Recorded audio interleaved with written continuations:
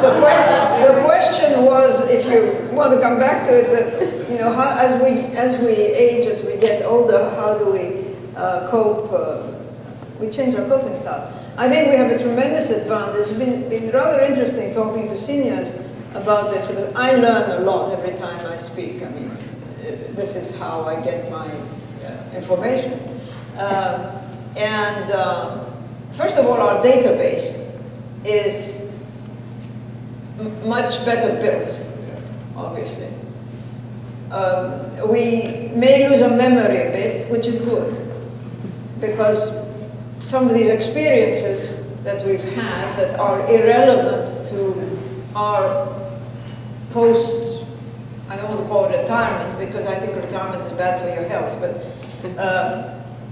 our post-work years. We dismiss them, we delete them, and therefore we are better off. Many seniors, from a financial economic perspective, are at the two ends of the curve. In other words, they either have a steady income or they're in dire straits. But they don't have the, will I have a job, won't I have a job, dilemma that many of the workforce today are going through. So it's a different, in terms of the biggest fear I found in seniors has been the fear of loss of memory. But in fact, it's the fear of loss of independence.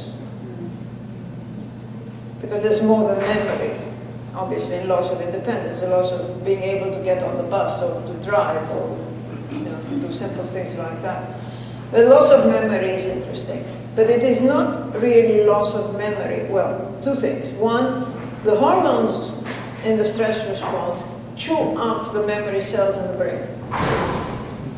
That has been shown very clearly. They actually destroy them.